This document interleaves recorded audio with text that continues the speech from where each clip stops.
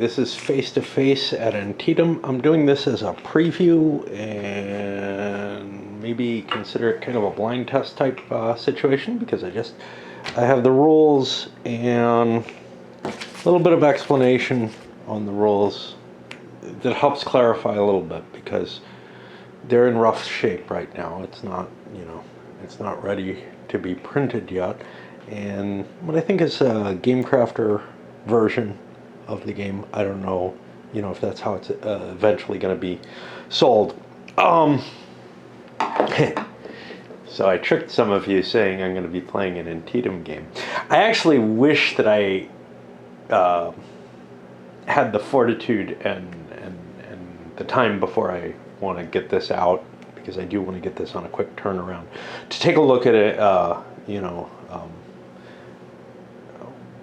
which one is it in there? Trying to I can't remember which one the Antietam is, so I'm gonna keep myself silent. The CWB Antietam.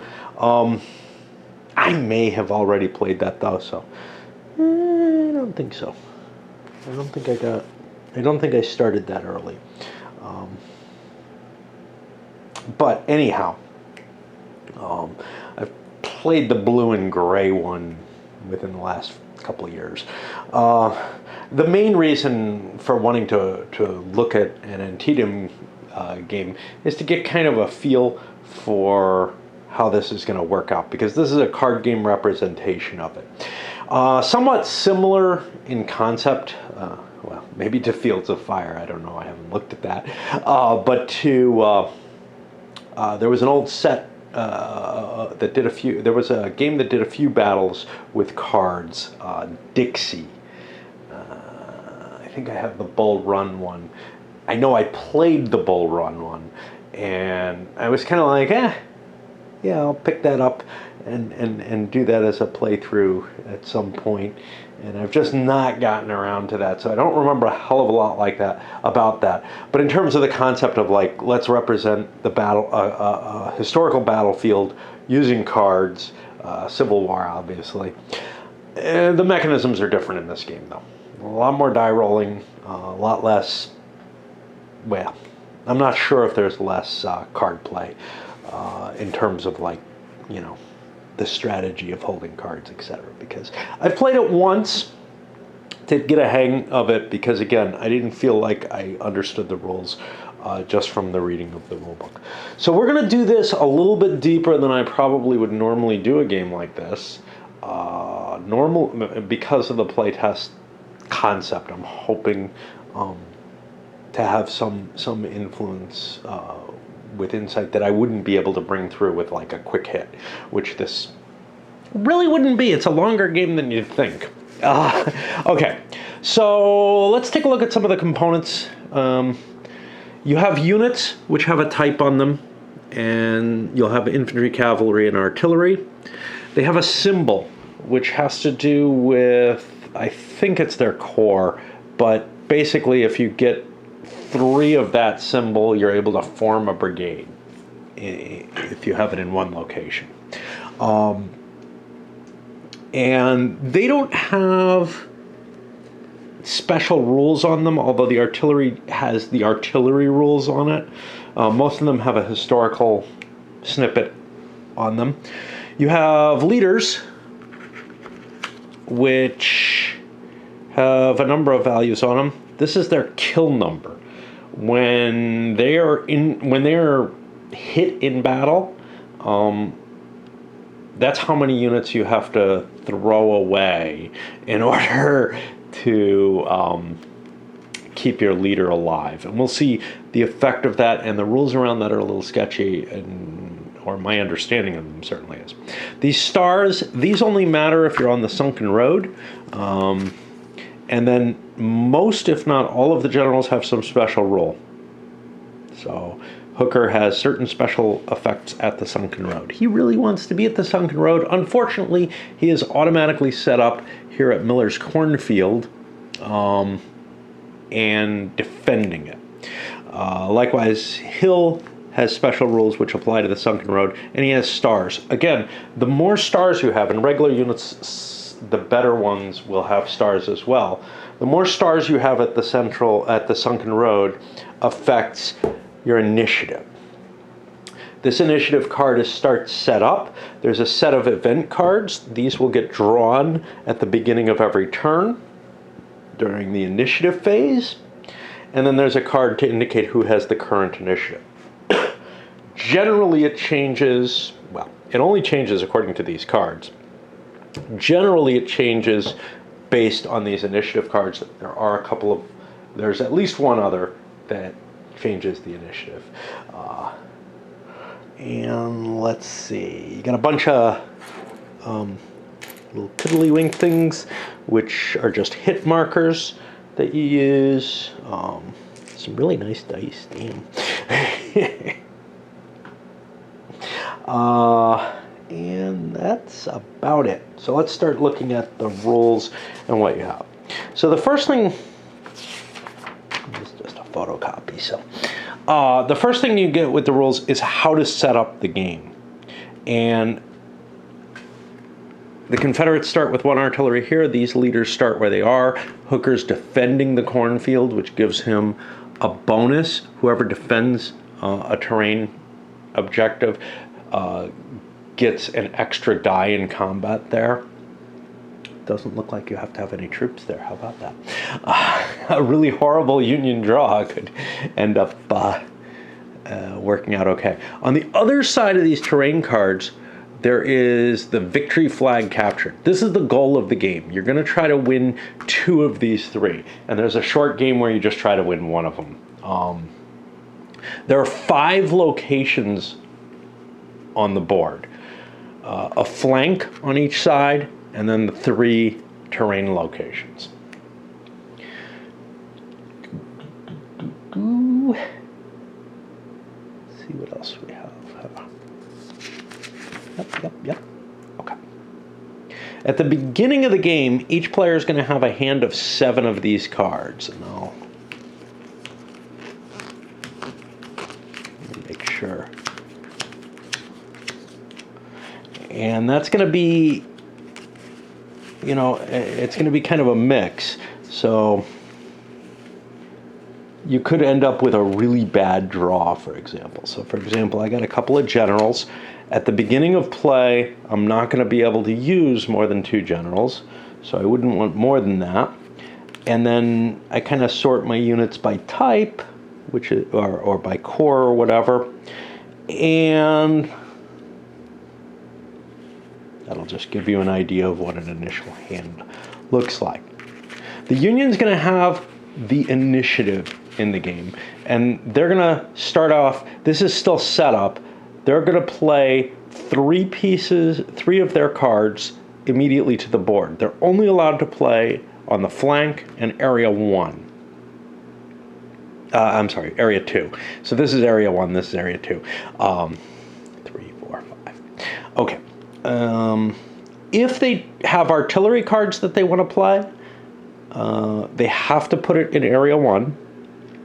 If it's infantry, it has to go in area 2. And cavalry and generals can go in either. The Confederates then do the same thing. 3 cards to the areas 1 and 2. And then you're ready to start playing. Each player has a hand of 4 cards at that point. There's, oh, I didn't mention these. There's these turn reference cards, which are duplicated. Pity. There's useful space that's not being used because of that, but okay. All right. And then you're going to go to combat. And that's the first turn, which is special in the game. In the second turn of the game, you add area 3. And in the third turn, all 5 areas are available to be played on the game. But for the most part, you follow the reference card as to what happens in each portion of the rules. Now, I would just be using this card and quickly describing the rules, but I want to go through here because I found some places where I have questions or where I think something's supposed to be one way, but otherwise, there might be some ambiguity, some problem there. And finally, I want to gripe about the structure to some extent, but we'll hit that in a bit. So we'll see. I'm not sure that there's a better way of doing it, but I know that the way that there is painful. So the first turn they say that you skip initiative. Yeah, you just jump all the way to combat. You actually skip everything on the first turn, from what I can see. Right? You're ready for the first combat round. Oh no! You start with section 2. Okay. So yeah. Normally in initiative, you flip one of these cards. It's made up of some information that's basically an event. Initiative is one of them. And it has a burst value. That burst value is going to affect certain cards in the game, and it also affects artillery fire on the flanks, which I'm a little iffy about some of the firing capabilities. Okay.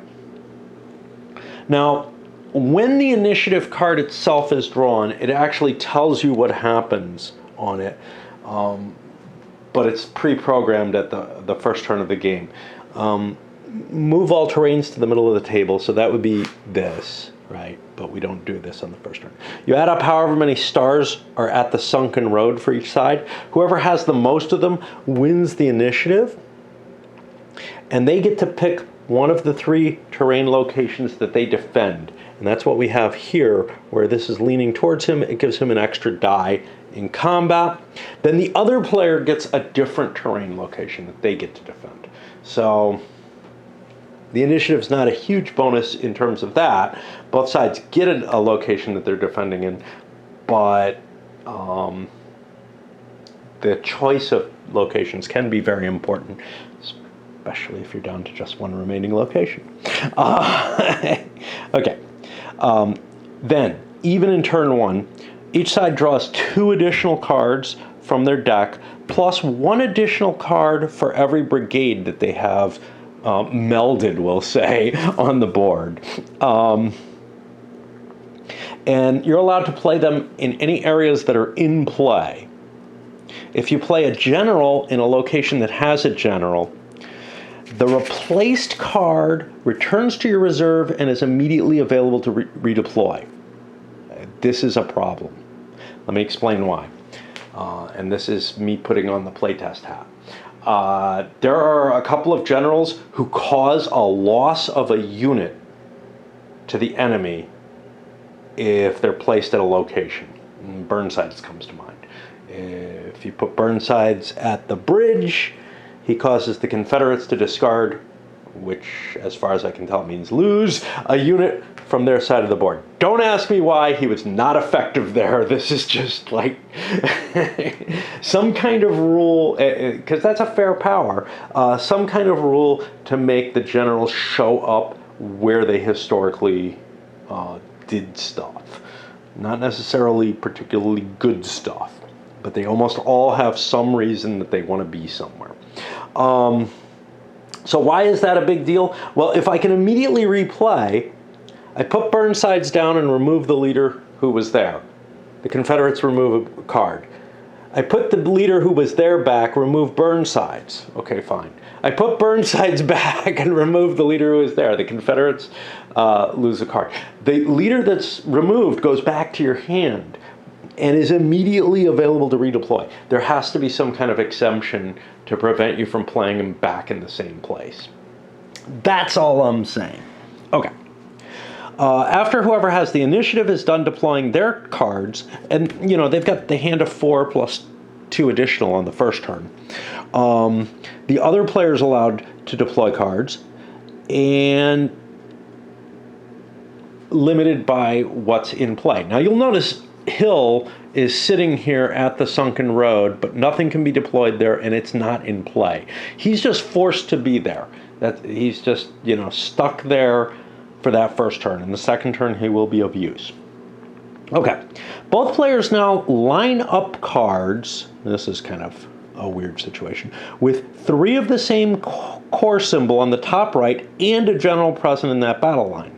If you have no general in the battle line, you can't form a brigade. You cannot move cards to or from other battle lines when you organize brigades. Now, why is this somewhat weird?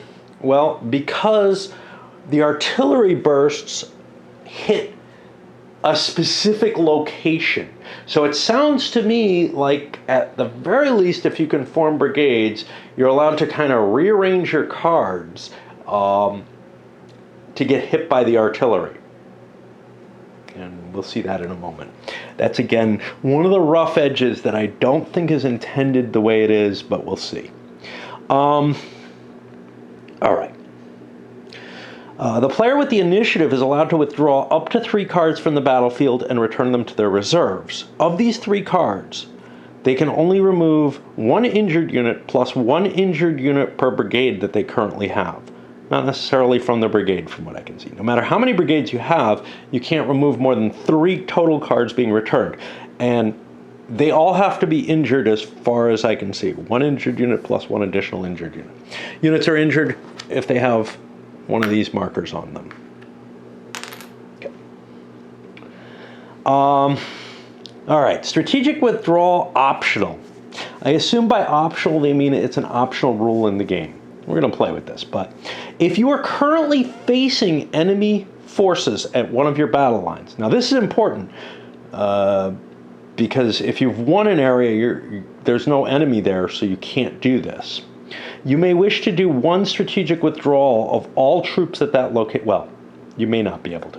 Of all troops at that location. This moves all your troops, even injured troops, at one location back to your reserves. Now, when they're injured, they lose their injury marker by doing this, so this is awesome. If doing this action leaves you with no units at a flank, you've left your flank open to your opponent. That's not a big deal. You can always play in it. If after doing this this action you have no units at a terrain, one of the 3 victory point areas, your opponent will get the flag in that spot if it's unclaimed. So this is not an ideal move, but could give you superior forces in the area in a subsequent turn. Once you claim a flag, it's yours forever unless there's something in here that changes that I haven't seen.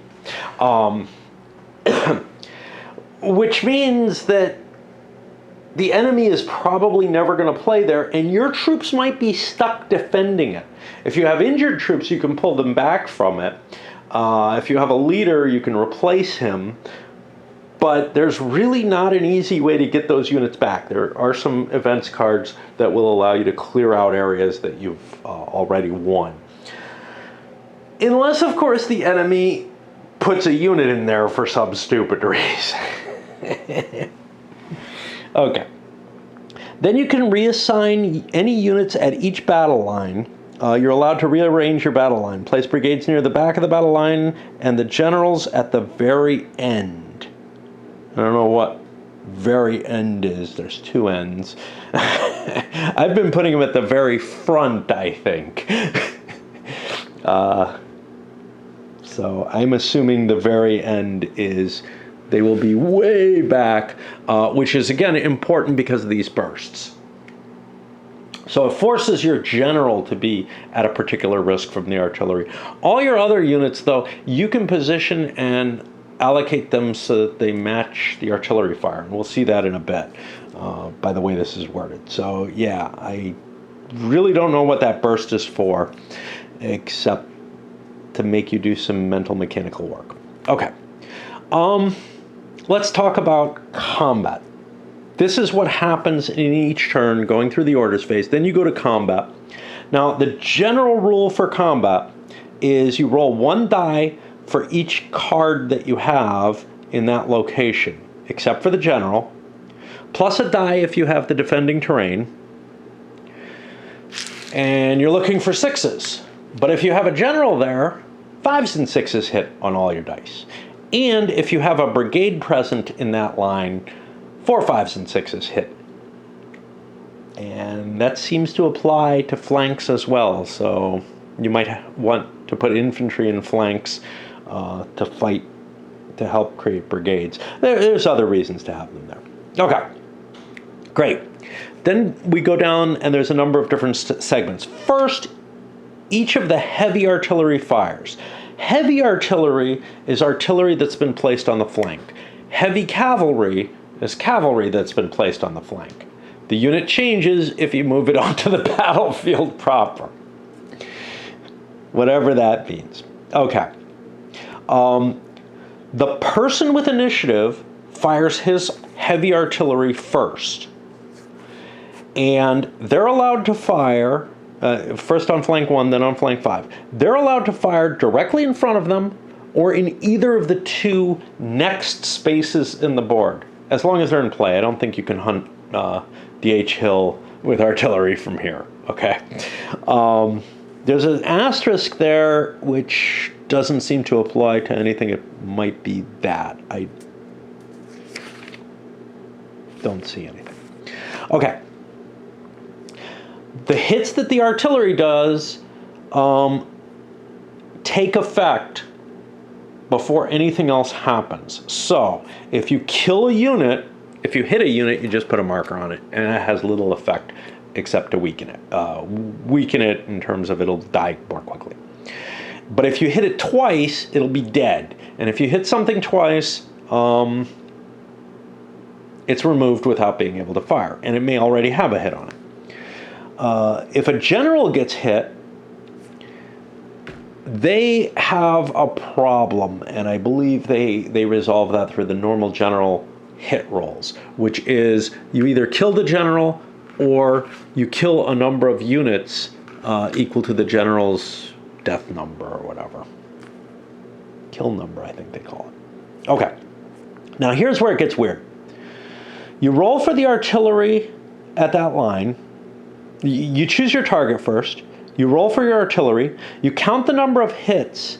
Look at the burst number. That's the 4 up there on the initiative chart of the last face-up event card. Count the cards, starting the first card in the target line up to the burst number. That card is the impact where the artillery hit, and that card takes the first damage. The side that was hit then gets to spread damage out from that location. Now, there's an example given here. Spread is not really defined.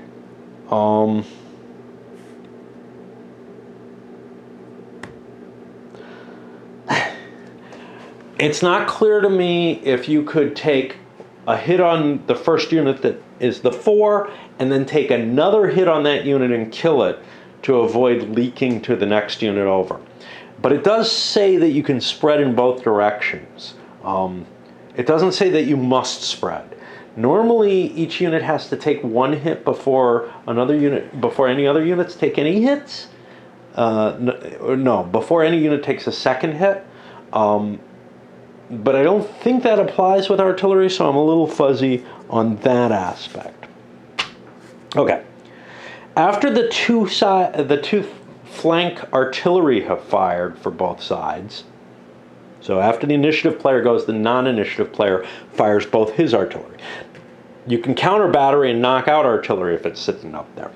Then you hit heavy cavalry in the flank. The cavalry will fire in a similar manner to the artillery. They get first shot, basically. First on flank 1, then flank 5, the initiative player first. You can fire directly ahead of you or 1 space over from the flank. You roll and apply damage, removing kills or a general who was hit. And as far as I can see here, it actually specifies it. The player who was hit decides where to take the damage. And it says all units take damage evenly. No unit can take a second damage until all other units have taken 1. Now, is that from 1 attack, or all injured units are immune to that second point of damage until every other unit has taken a hit? There's another question here of whether generals are units. I don't remember that being defined anywhere. There are reasons you would not want to hit your generals. There are reasons you would want to hit them. I don't know if it should be up to the play. I don't know if it's up to the defending player whether or not to take a hit on a general, which isn't marked with one of those, but is marked by turning him sideways, indicating you have to do something about it. If all units have taken a hit, must the general take a hit? There are reasons you would want to do this, but not from artillery fire, maybe, or cav. You would want to do it during the simultaneous portion of the combat. Okay, so those are some big questions that come up as I'm following through this that I think need to be nailed down a little better. I also have issues with the style, but I'm not quite sure how to fix that. Okay. Both players now line up. We already did that. Okay. After you've done the flank attacks by the heavy units, you now do all infantry and light units. Okay. Infantry automatically fire in this second. What is this, 0? Heavy artillery is 1. Heavy cavalry is 1. This is 2. I found an error. I know that one's an error. Okay. So this should be 3. All infantry and light units fire third. Starting with the player who has initiative. No kills are removed from infantry attacks until all infantry is fired on both sides. Okay.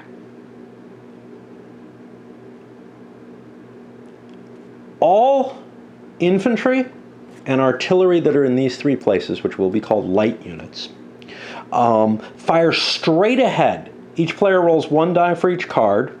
Starting at flank 1, if you have infantry there, move across the battlefield, and you fire at the opposing player. They cause damage that's marked as you roll it, and if you hit a unit twice, it gets slid over in order to indicate it'll still get its shot back. Notably, you can't fire diagonally with the light units.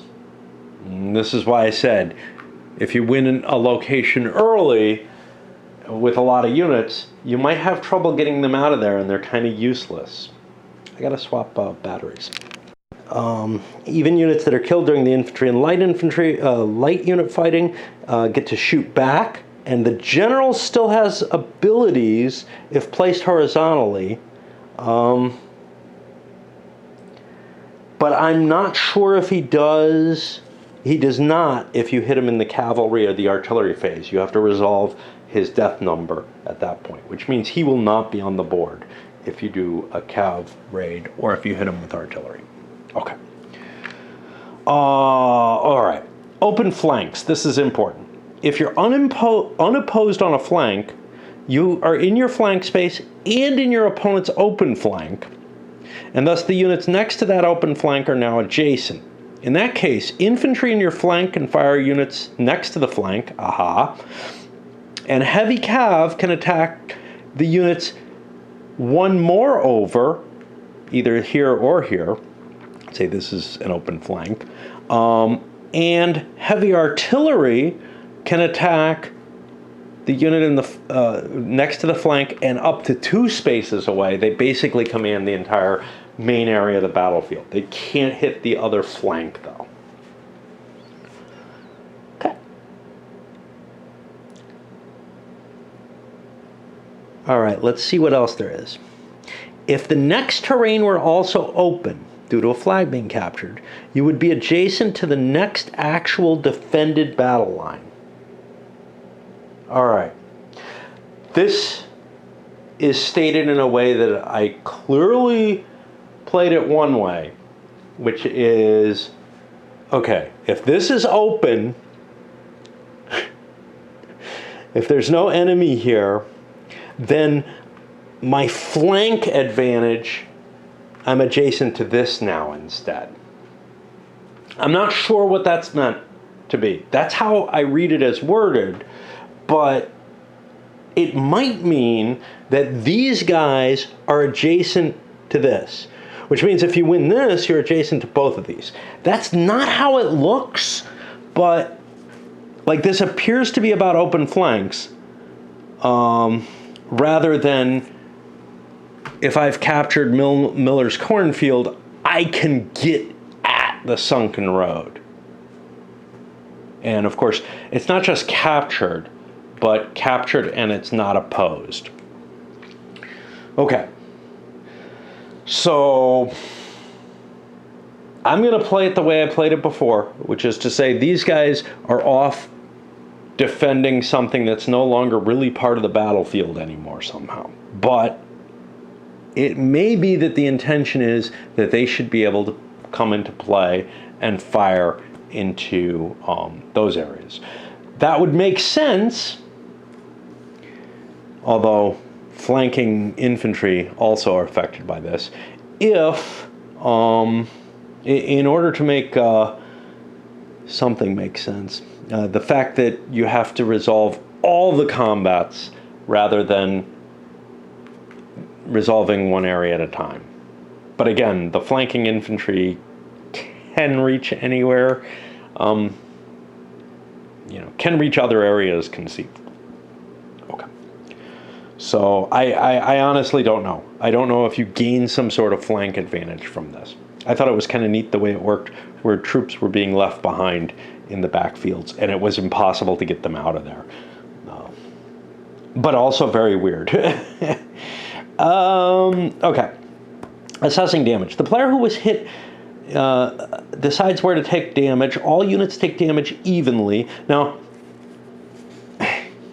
this is weird because, again, the heavy artillery and heavy cavalry damage, at least the heavy artillery damage, is a little different.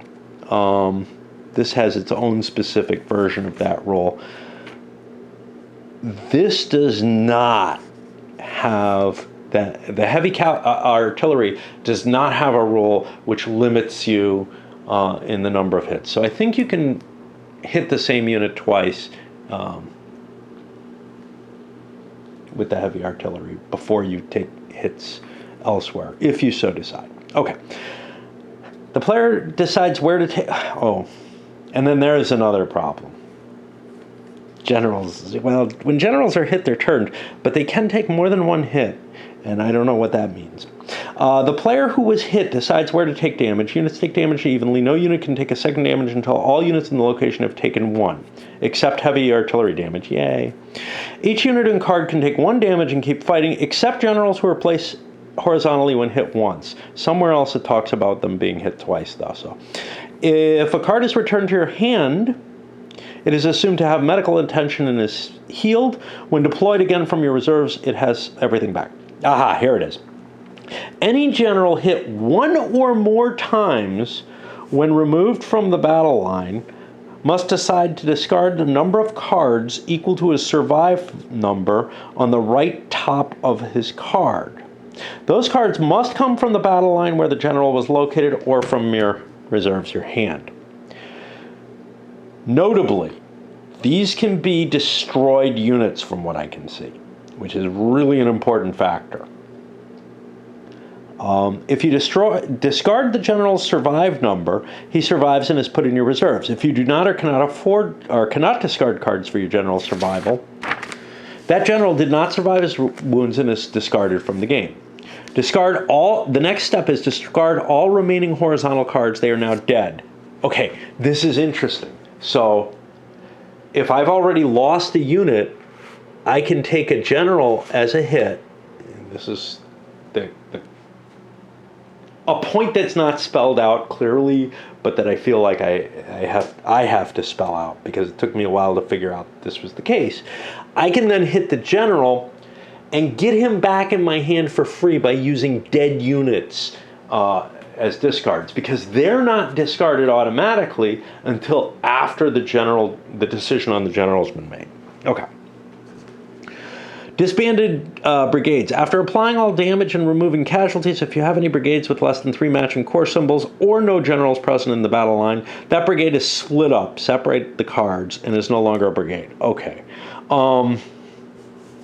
I think that kind of happens at any time, because otherwise, like, you could withdraw a unit from a brigade and still get maybe some bonuses from the brigade later, and that doesn't make sense. If any enemy was eliminated at terrain 2, 3, or 4, leaving their side completely empty, The winning side flips the card to its flag and displays it near the battle line. Well, both could be eliminated, but I assume nothing happens in that case. Once a terrain is lost, it cannot be recovered. However, you can still fight at that location. Once a player captures 2 flags, they've won the game. In the short game, it's 1 flag wins. Retreat is possible. At the end of a combat round, you can decide to just lose the game. Well, that's nice. It's always bad if you're not allowed to concede. Okay. Then you go back to the initiative phase. Remember, you take the effects of time over the game. Okay. If that general is hit during infantry and light attack, he's still active, yeah. If a general, oh, maybe this is the asterisk. If a general is hit by heavy artillery or cavalry, he's removed immediately, not placed at the end of the battle line. It may have been on a bigger sheet or a different thing. When removed from the battlefield, you must decide if you want to discard his survived number of infantry and cavalry or artillery from the location of the battle or from your reserves. If you do, the general goes in your reserves. If you do not, the general is discarded and died in battle. You may only, You may only discard uninjured units to save a general or units with a single injury token, never horizontal units with 2 wounds. Well, I screwed that up. I thought that was the coolest thing in the game because basically it meant a general who got his forces swamped badly wouldn't be wiped out. Not the case. You can't discard dead units. Hey, I don't read everything. I thought this was part of the historical stuff, which comes a little later. Okay. When a general is removed from the battlefield dead, any brigade under his command is immediately disbanded. Generals have a gold star or more than 1 below their survive number, help you gain initiative at Sunken Road. Well, okay. So I found one place where I was wrong for sure, because the way this is worded, it would make more sense to swap these two and say discard all non-general horizontal cards, just so that somebody doesn't have to wade into this paragraph to find the one piece of information that was actually non-obvious in that whole section. For the rest of it, we go into special rules on the generals. Much of which feels, some of it may actually help spell out how something is supposed to work. I'm going to load this up as an intro. Like I said, I'm going into more depth than I probably normally would with a card game, although this is a little denser than I expected at first. Up it goes.